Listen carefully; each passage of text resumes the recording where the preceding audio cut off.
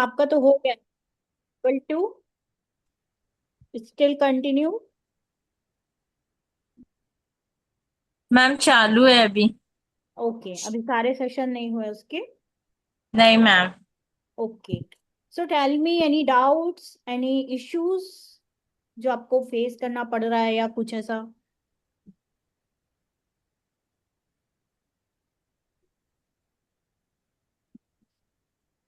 Ma'am एक patient है, उसके बारे में डिस्कस करना था।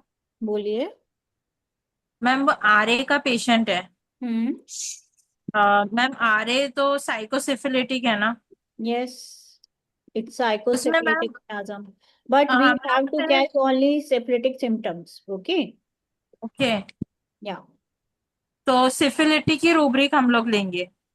यस, साइकोसिफिलिटिक क्या होता है ना, हमको एक मियाज्म आगे के रूब्रिक लेने होते हैं, ठीक है, ताकि हमारा केस फास्ट रिकवरी करे। बिकॉज यदि आप ऐसे मेडिसिन नहीं दो, है ना, जैसे सोरे केस है, तो हम क्या करते हैं, हम साइकोटिक सिम्टम्स भी लेके उसका जीसीएस निकाल के देते हैं ना, कि जिससे जी वो साइकोसिस में आगे ना जाए। जी। तो सिमिलरली ये साइकोसिफिलिटिक है actually RA. And second thing, RA is auto immunity, right? So it okay. is also cover seventh layer of Praful Vijaykar sir, seventh layer. Just a minute. Give me a moment.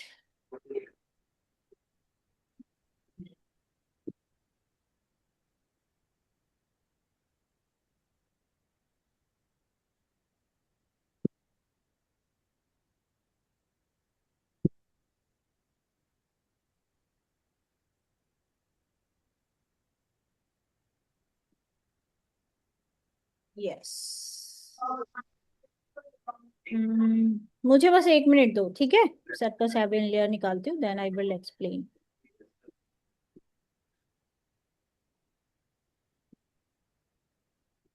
Yes,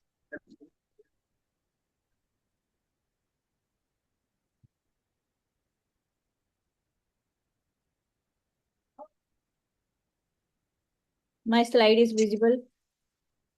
yes ma'am. Yeah, so for him basically आ रहे किस layer का हुआ? Mesoderm, third layer. With connective tissue, right? Yes ma'am. But it is also somewhere are without any autoimmunity, है ना, बिना किसी ऐसे रीजन के rheumatic arthritis नहीं होता है। there is swellings in joints, right? Yes Stiffness, ma'am. right? Stiffness yes is ma'am. comes to the psychosis, right? Swelling is comes to the sora। तो हर एक बीमारी तीनों चीजों से मिलके बनती है, उसमें सोरा पार्ट भी होगा, साइकोसिस भी होगा, एंड सिफिलिस, राइट? जो पेन हो यस रहा है ma'am. That is syphilitic. Yeah, so it is also connect with seventh layer, okay, which is okay. autoimmunity. So आपको जब rheumatic arthritis का जब भी केस करोगे ना, so you also have consider all the rubrics या फिर ऐसे symptoms देखने होंगे जो कि autoimmune से related। ओके। या, तो आपके केस में ऐसा क्या मिल रहा है? What you see in वो your case? पेशेंट ने 2-3 बार सुसाइड करने की कोशिश की, Yes. तो मैंने सुसाइडल डिस्पोजिशन लिया उसका, तो मुझे कंफ्यूजन हो रहा था कि ये साइकोटिक रूब्रिक है, तो फिर मैं लूँ या मत लूँ, या No, उनकी no, no, no. Syphilitic. So disposition is very important. Okay. First of all, yes you ma'am. have to understand कि disposition जो होता है that is a personality, है ना, किसी की personality बनता है। Yes. So disposition में यदि issues आ रहे हैं, disposition मतलब personality उस बंदे का, okay? So that is yes ma'am. not, will be, हम उसको छोड़ नहीं सकते ना। Maybe yes I am ma'am. very affectionate, maybe I am very angry. Okay, so this is my peculiarity, this is my individualization, and as a homeopath we always consider individualization, yes right? Ma'am. So but yes, आपको suicidal thoughts देखने हैं कि किस तरीके के आ रहे हैं। Suicidal thoughts आ रहे हैं, सुसाइडल डिस्पोजिशन है, या फिर सुसाइड अटेम्प्ट किया है। सो ऐसा तो नहीं है कि वो डेथ चाहता है उसकी लाइफ में, right? That time yes ma'am. You take rubric that desire. उसने 2-3 बार कमेंट किया है ऐसा, हम्म। पेशेंट ने। यस, सो डेफिनेटली अभी ऐसा क्या हो रहा है उसके साथ जो वो ऐसा कर रहा है? उसका हस्बैंड मैम उस पे बहुत डाउट करता था। ओके। बहुत ज्यादा घर में अब्यूसिव माहौल था। हम्म। और वो हस्बैंड ने उसकी बहुत बार ऐसे सबके सामने इंसल्ट की, बेइज्जती की। हम्म। तो what you take their rubric, क्या लोगे? Humiliation. Element from honour wounded, okay. Humiliation, या ऑनर फिर वुंडेड। हाँ, ओके। ऑनर वुंडेड या फिर मॉर्टिफिकेशन लोगे। मॉर्टिफिकेशन इज हायर, हमेशा ओके। हायर रूब्रिक्स पे जाना है। ओके। ऑटो इम्यूनिटी इतनी आसानी से नहीं आएगी, ठीक है। There is a lot of things जो आपकी जाएंगी, तब आप इतना ऊपर चढ़ोगे। बीमारी सडनली ऐसे नहीं होता कि फटाक से शिफ्ट कर गया एंड ऑटो इम्यून हो गया या सेवेंथ यस मैम। लेयर पे चला गया, right. Slowly yes ma'am. Slowly जाता है। यस। तो फर्स्ट ऑफ ऑल आप यहाँ पर लोगे element from mortification. Mortification is the indignation के भी ऊपर, समझ रहे हो। Yes ma'am. ऑनर वुंडेड ले सकते हो या फिर मोटिफिकेशन, बोथ आर ओके। सिपिलेटिव। ओके। ठीक है। फिर इसका सिपिलिटिक क्या हो गया? Dead Dzire. डेड डिजायर क्यों कर रही है? क्योंकि वो स्केप कर रही है, अच्छा। राइट। देखो ज्वाइंट्स में इश्यू आया। हाँ। Joints means your connections, okay, yes with ma'am. Your family members. Yes ma'am. There is related to communication, right also, है ना। कम्युनिकेशन में यस। इशू आया। एलिमेंट फ्रॉम एब्यूज भी ले सकते हो। So elements are very important because there is psora present, right. जब ये सिफिलिटिक यस पार्ट मैम। में जाता है, मतलब देखो, जब भी रूमेटिक अर्थराइटिस होता है और उसके सीवियर अटैक्स आते हैं, ठीक है, तो ऑलवेज हम उसको किस में कंसीडर करेंगे? सोरोसिफिलिटिक, ओके। राइट। एक्यूट चीजें, एक्यूट एक्सजरेशन हुआ रूमेटिक अर्थराइटिस का, तो हम उसको सोरोसिफिलिटिक में कंसीडर करेंगे। But yes ma'am. कंटिन्यूएशन में जॉइंट पेन है, वैसा एक्यूट नहीं आ रहा बट कंटिन्यू बना हुआ है, then we come it comes to the साइकोसिस। ओके। तो you also have to know about, ठीक है। Okay ma'am. तो ऐसे कंसीडर करो एंड देन कभी भी डिस्पोजिशन नहीं छोड़ना। Okay. And inflammation of joints लेंगे पैथोलॉजी में। डेफिनेट इन्फ्लामेशन ऑफ जॉइंट्स ले सकते हो या फिर ओके। डायरेक्ट अर्थराइटिस का थैंक रूब्रिक, यू या मैम। फिर बोन्स कंप्लेन्स ऑफ ले सकते हो, या बोन ब्रेटल ले सकते हो, okay. These are some pathological rubric, okay. So you उसका कैन। आर ए फैक्टर 63 है। या डेफिनेटली। तो ये क्यों हो रहा है ना? Because of destructive process. तो यहाँ पर मैं सबसे पूछना चाहूंगी, यहाँ पर मेरे कुछ स्टूडेंट्स भी हैं, तो मुझे ये बताओ कि हमारा ये जो केस है, ठीक है, तो हमें इसमें जीसीएस प्रिस्क्राइब करना चाहिए या सिफिलिटिक मेडिसिन, क्या अप्रोच होना चाहिए? Yes everyone. निखत, क्या अप्रोच होगा?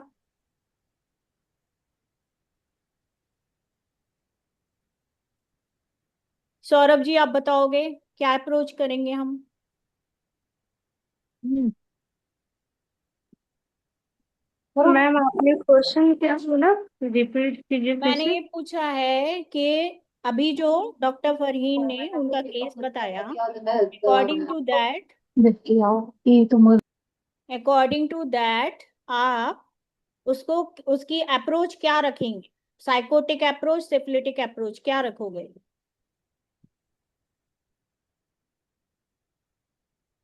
मैम सिफिलिटिक अप्रोच हो सकता है। तो सिफिलिटिक में हम क्या देखते हैं डॉक्टर फरहीन? आप सिर्फ उसके yes ma'am. Syphilitic point of view ही लेंगे, okay. There is no okay. GCS. GCS okay. हम प्रिस्क्राइब नहीं करेंगे। Genetic constitutional similimum only we consider in psychotic cases, okay. तो ओके। मैम हम पीसीएस देंगे। Yes. Okay. Okay, good, yes ma'am. Sure, okay.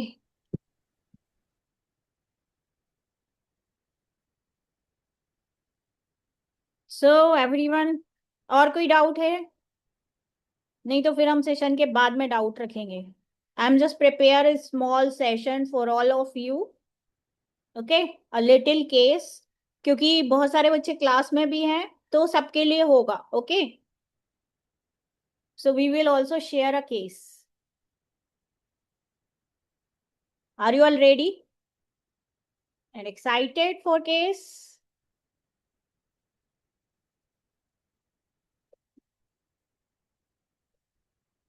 So all of you, I'm Dr. Nitya Dave, practicing from last 15 years in Jabalpur, MP. Okay. So basically, I'm predictive and classical homeopath, and only practicing classical homeopathy from last 6, 7, 8 years. Okay. Before I just trying and find to search the methods, बहुत सारे methods को explore किया, mind methods से लेके सारे methods, and then I come to the predictive.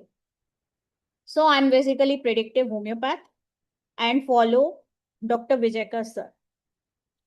So my journey is started in 2016 when I started a small clinic at my home. This is a small start because starting is very important.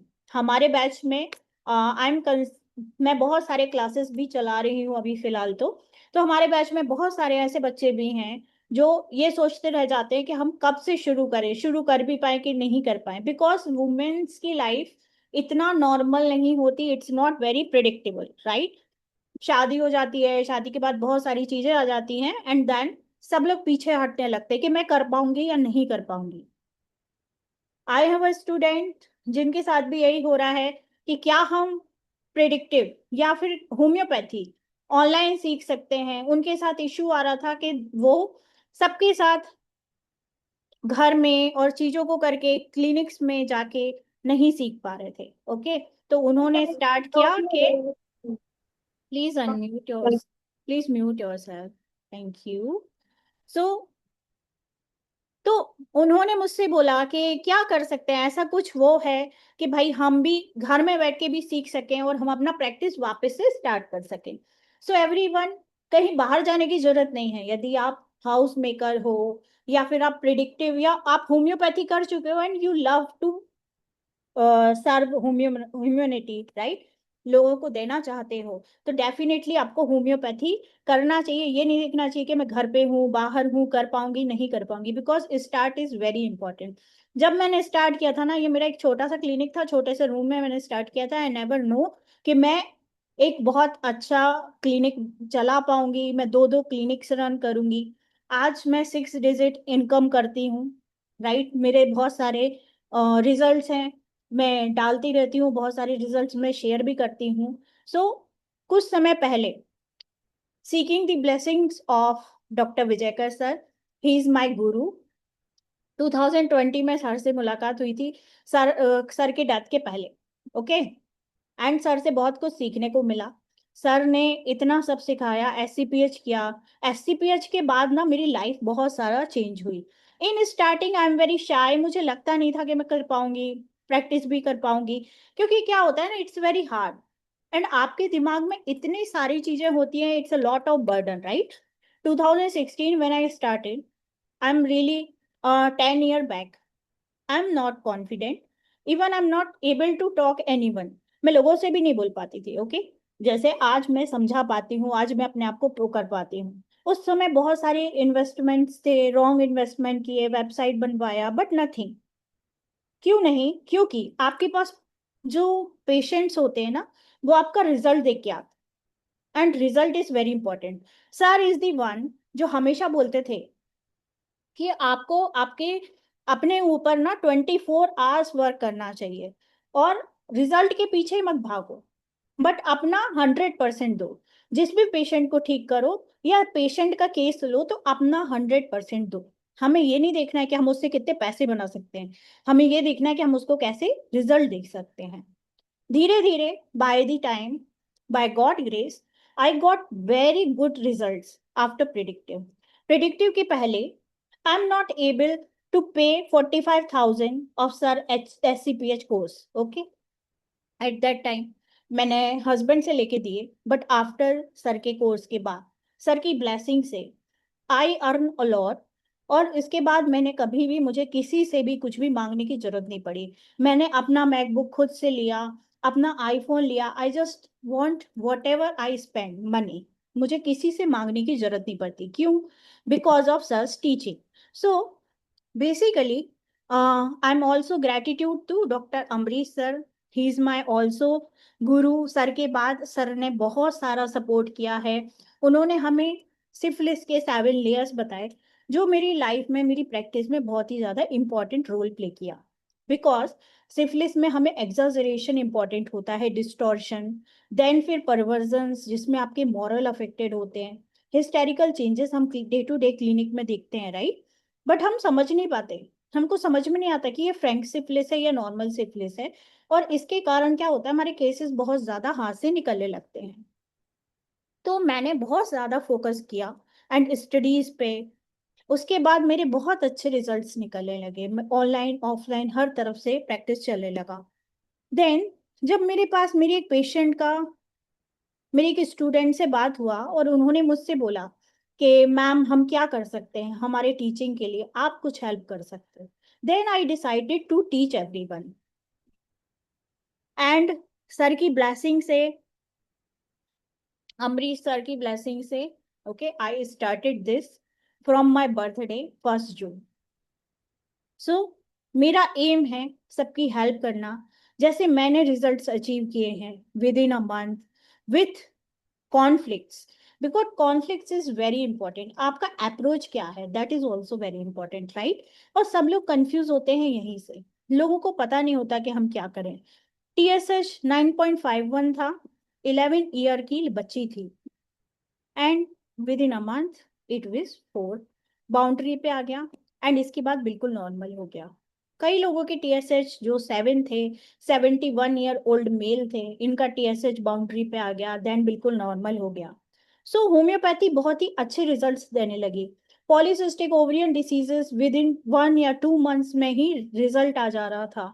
So I am very happy with my results, but I am not satisfied, क्योंकि जब sir से बात हुआ and उस दिन मैंने जाना कि सिर्फ खुद के लिए जीवन जीना इज नॉट द पर्पस, लोगों के लिए करना चाहिए।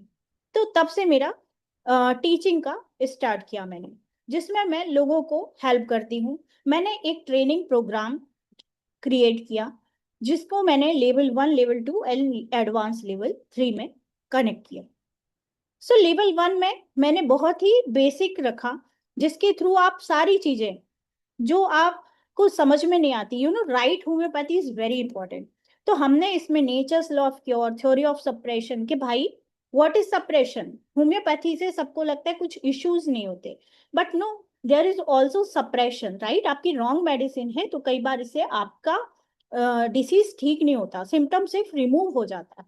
Removal of symptom is not the cure. So you also have to know about follow-up criterias, because follow-up criterias ऐसी चीज है जहां पर आप सबसे ज्यादा कंफ्यूज होते हैं।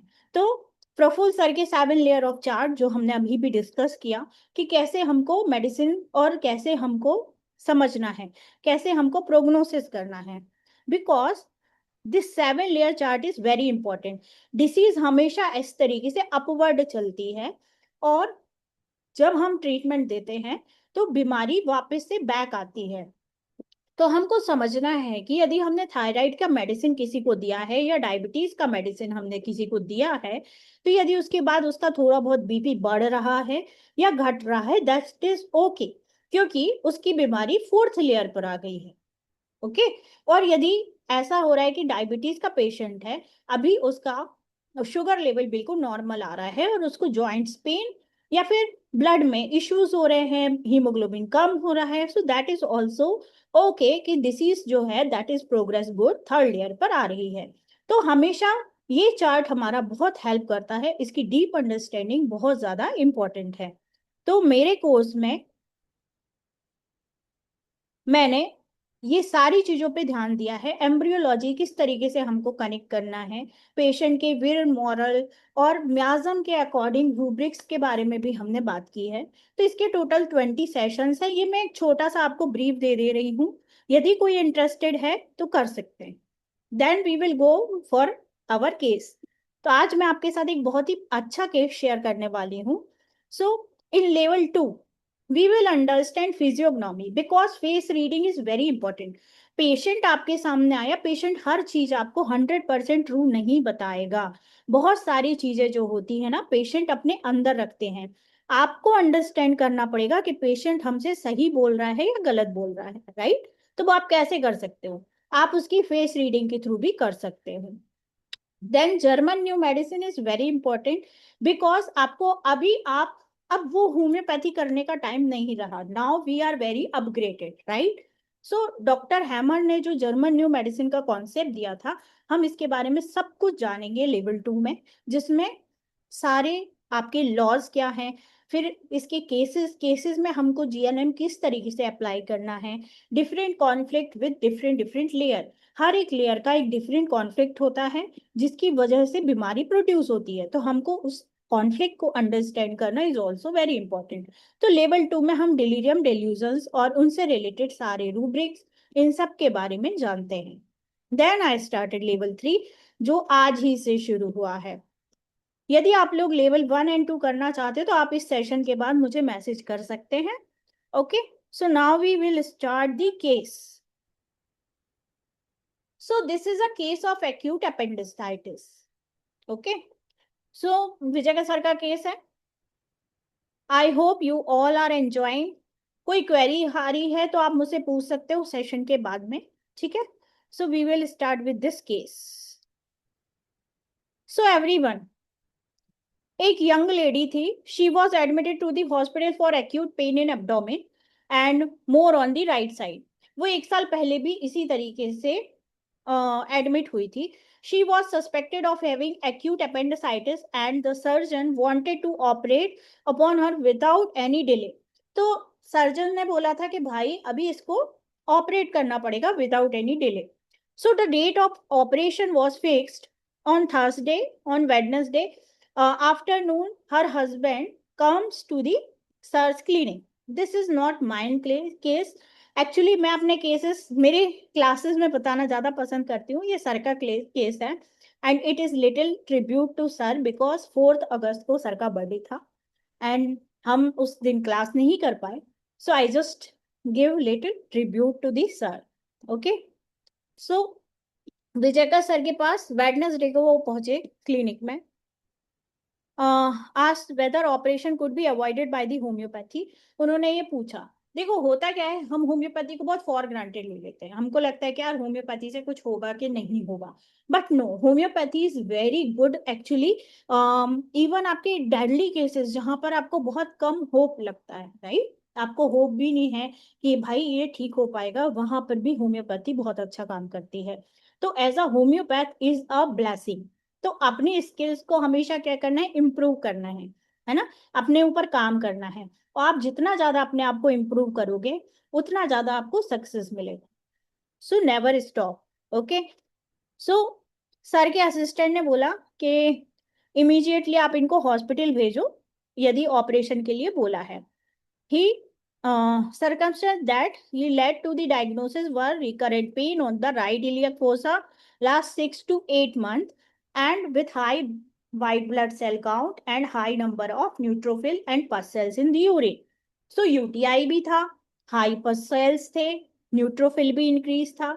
Patient initially treated for urinary infection with antibiotics. Pain comes in paroxysms, did not respond. तो पेन को लेके कुछ भी रिस्पॉन्ड नहीं कर पा रही थी वो। तो सर ने क्या हिस्ट्री मिला सर को, she was married at the age of 23, 5 year back she give birth to the baby girl and when she was 24 की थी वो, है ना, तो गर्ल 4 साल की हो गई थी तब तक। So when a year back lady got a episode of acute pain. तो 1 साल पहले भी इसको एक्यूट पेन हुआ था, ठीक है, ये बार बार इसे रिकरेंट पेन हो रहा था और एब्डोमेन में इतना ज्यादा पेन होता था, साथ में बहुत ज्यादा वॉमिटिंग होता था, और अभी क्या हो रहा है, यूटीआई भी आ गया उस लेडी को।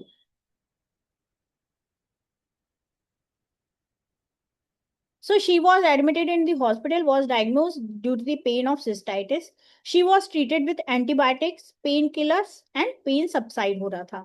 The pain recurrent after 40 days. 40 दिन के बाद फिर से आ गया, फिर उसको जाना पड़ा, फिर रुकना पड़ा, फिर डॉक्टर ने सजेस्ट किया कि भाई अभी फिर से हमको ऑपरेशन ही करना पड़ेगा, और कोई चारा नहीं, ये बार बारी से हो रहा है। So she was chilly and thirstless after marriage. देखो हमेशा समझना है कि क्या कॉन्फ्लिक्ट है। यदि एब्डोमेन में पेन हो रहा है या सिस्टाइटिस हो रहा है तो ऐसी क्या फीलिंग आ रही है जिसकी वजह से ये हो रहा है ना। Inflammation means anger, right. So there is some anger होना चाहिए। फिर इसके अलावा अपेंडिसाइटिस का पेन हो रहा है उसको, है ना, तो इन्फ्लेमेशन आ रहा है, तो वाई विथ फ्रिक्वेंट यूटीआई। तो यूटीआई के पीछे कॉन्फ्लिक्ट क्या होता है, there is some abundant conflict, है ना, या फिर किडनी से कुछ भी ऐसे इश्यूज हो सकते हैं। सो आफ्टर मैरिज या फिर irritation, whenever inflammation is occurred, definitely there is some irritation. So after marriage, वो अपनी joint family में गई, she was very happy with the attitude of her mother-in-law and her she was not happy with the attitude of mother-in-law and sister-in-law. तो अपनी ननन से नहीं पसंद करती थी, who are very demanding. She would be having, इसके साथ उनका बहुत अच्छा बर्ताव नहीं था, हमेशा आर्ग्यूमेंट हो जाता था, ये बहुत हेजिटेट करती थी, कोशिश करती थी कि सबको अपनी बातें ना बोले, बहुत ज्यादा गुस्सा आता था इसको, बट अपना रिस्पेक्ट मेंटेन करके रखती थी, ठीक है, ये कुछ भी नहीं बोलती थी। She never could yield them specially, but उनको कुछ सुनाती भी नहीं थी, मतलब सब चीजें ये समझ रही थी बट इसको अच्छा नहीं लग रहा था। सो उसके कारण क्या हुआ, हस्बैंड को से उसने कई बार बोला कि हम सेपरेट हो जाते हैं या फिर इंडिपेंडेंट हाउस ले लेते हैं। सो अभी मैं कब तक ये टॉलरेट करूं, तो हस्बैंड ने मना कर दिया। अच्छा, अभी जो ये एक्यूट इमरजेंसी हुई है, so this is miasm is psorosyphilitic, हमेशा मियाजम को चेक करके ही दवाई देना है। So her reaction to the situation in the house was that I have to just, yes, उसको क्या था, उसको अपने बच्ची के बहुत ध्यान था। सो इन्फ्लेमेशन बार बारी से हो रहे थे, तो इन्फ्लेमेशन लास्ट 1 साल से हो रहा है, ठीक है। सो बार बारी से हो रहा है means there is some cause जो बार बारी से इसको ट्रिगर कर रहा है, राइट। तो सर ने उससे पूछा, do you remember the day when you got first pain, this is very important question actually, okay. आपको जब भी आपके पास पेशेंट आता है तो हमेशा उससे ये पूछना चाहिए कि ये कब चीज शुरू हुई थी, कब से शुरू हुई थी। तो उसने बोला अप्रैल, अप्रैल लास्ट से शुरू हुआ। तो सर ने पूछा तुमको कैसे याद है अप्रैल लास्ट, तो उसने बोला कि ओपन हाउस डे था मेरे बच्चे का, एंड मैं अपने वहां पर गए तो बच्चे ने मेरे को बोला, टीचर के आगे बोला कि ग्रैनी और आंटी बहुत अच्छी हैं, यानी कि उसकी सिस्टर इन लॉ और दादी बहुत अच्छी हैं, my mom is very bad. तो वो ये सोच के ना बहुत शॉक हो गई, उसको ये चीज बहुत बुरी लगी। तो उसने बाद में जब घर पहुंच के अपनी बेटी से पूछा कि बेटा ऐसा तुमको किसने बोला, ठीक है। तो उसने बोला कि वो मदर इन लॉ और वो दादी बात कर रहे थे आपस में, तो उनकी बातें इसने सुनी थी। तो उसको और ज्यादा बुरा लगा, बट फिर भी वो क्या कर रही है, मेंटेन करके रख रही है। तो क्या हो रहा है, डे टू डे वो सेंसिटिविटी हो रही है, राइट, वो कहीं ना कहीं वो फील कर रही है, वो सैडनेस, वो एंगर, बट वो निकाल नहीं रही है। तो सर ने पूछा कि मुझे एक बात बताओ कि तुम बहुत ज्यादा इस बात पे गुस्सा थी कि इमोशनल थी। तो उसने बोला कि मैं गुस्सा नहीं थी, ये जो भी चीजें हो रही है उसको लेके, ठीक है। तो अभी मुझे बताओ हम एनालिसिस कैसे करेंगे, how to analysis this case, everyone? Yes. How to analyze the case? What are the rubrics and what are the medicines according to you? ऐसे ही सीखते ना हम, right? I also learn from most cases. Have you understand case? कोई doubt है case में? It's simple case, recurrent pain abdomen, right iliac fossa, psorosyphilitic case है, तो how to approach? Everyone.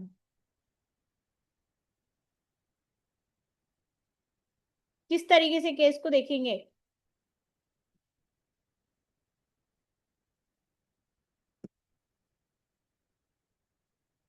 Aditya ji,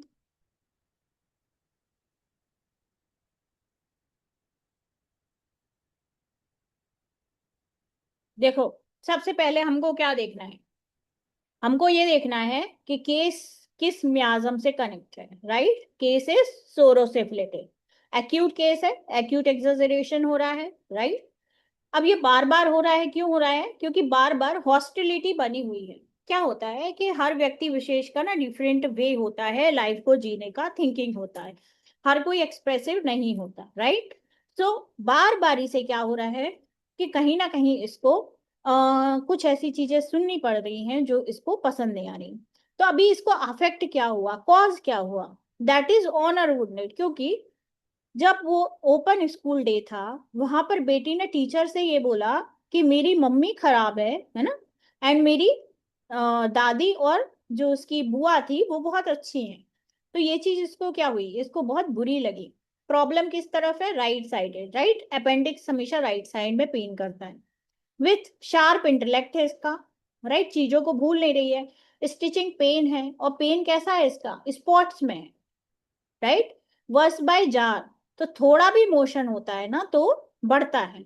साथ में ये चिली और थ्रसलेस है, हमें ये भी कंसीडर करना है। क्यों करना है, because it is psorosyphilitic case. Okay, so वो कैसी है, कंसेंशियस और डिलीजेंट है, ये सब चीजें है, बट फिर भी वो डिग्निटी बना के रख रही है, प्रॉपर तरीके से घर के सारे काम कर रही है, राइट, सब चीजें कर रही है, but she is hurt somewhere.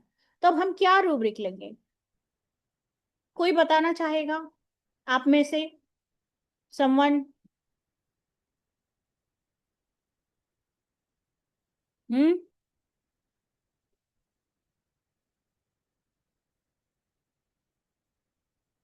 सब लोग कैमरे में आएंगे तो ज्यादा अच्छा रहेगा। Hmm, please open your cameras. Yes, Saurabh ji, आपको क्या लगता है सौरभ जी? मैडम एक तो रूब्रिक आ रहा है समझ में, element from suppressed anger. Good, very nice rubric. और क्या और सोच सकते हैं? ऑनर वुंडेड भी रहेगा एक डेफिनेटली, रूब्रिक। यस। ओके, बाकी सब, डॉक्टर भारती, डॉक्टर नव्या,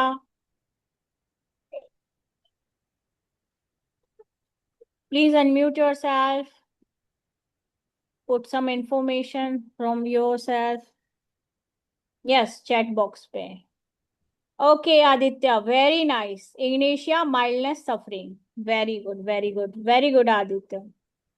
एनीवन एल्स, चैट बॉक्स पे लिख सकते हैं।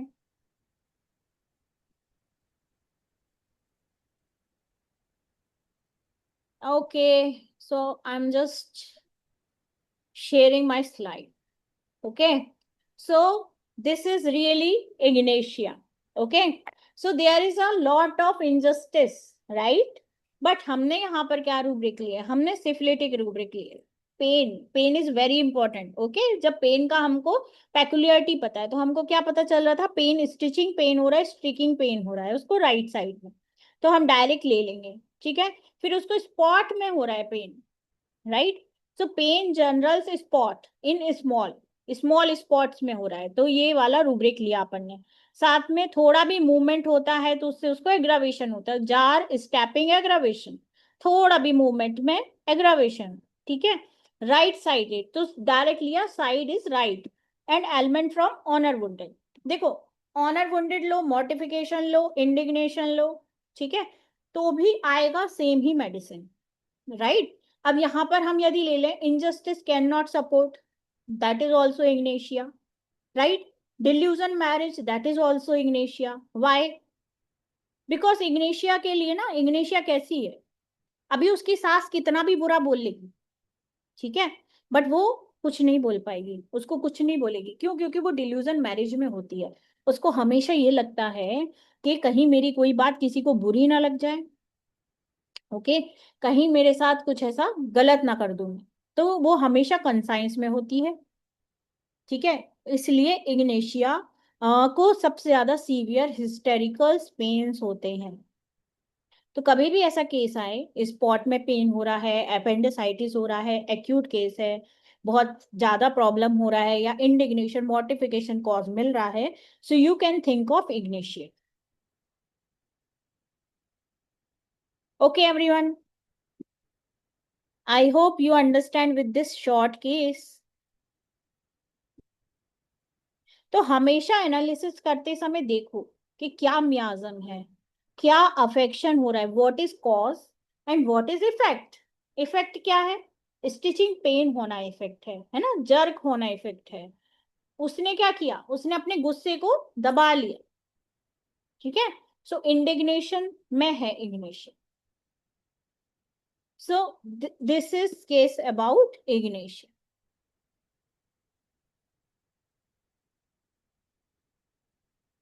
Thank you so much for listening me. Any queries?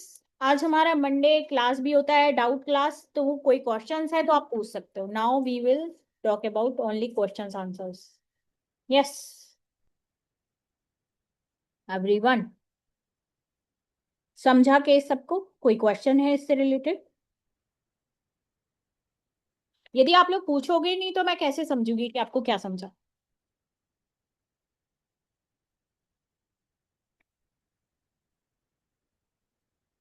Right? Any queries?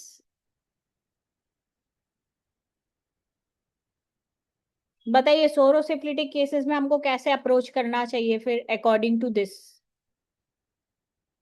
Everyone, this is very small case actually. मैंने सोचा है हर मंडे को हम वैसे तो डाउट क्लियरेंस सेशन रखते हैं, साथ में मैं आपके साथ एक केस भी डिस्कस करूंगी जिससे आपको और आज का आपका नॉलेज ही बढ़ेगा. राइट? बाकी तो मैं क्लासेस में शेयर करती ही हूँ. सो ये बाकी सबके लिए भी जो क्लासेस में एनरोल नहीं है. I just wanted to give everyone. ठीक है, अभी आपको बस लेना है. या yes. So congratulation Aditya ji, you only one जिन्होंने इग्नेशिया कहा. And Saurabh ji, you are also in right track. Very good. Any more questions? Welcome welcome Aditya. Any more questions?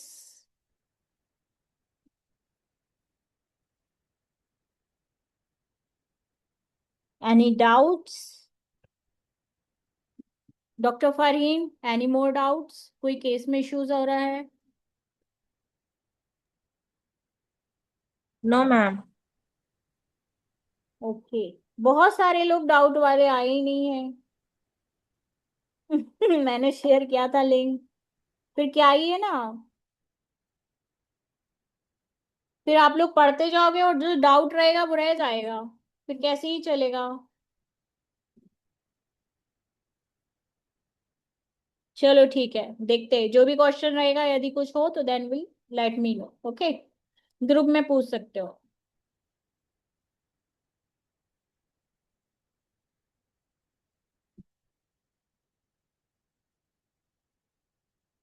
Materia Medica कौन करना चाहता है? हमारे क्लास में तो हैं बहुत सारे लोग. Right? I will share the link actually. Materia Medica के लिए भी सब इसी में ज्वाइन हो जाए.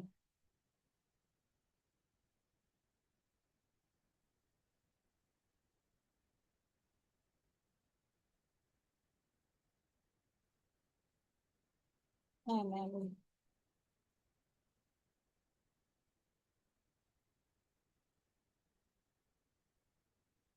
Yes. Okay. Give me some time. I'm just manage first of all recording.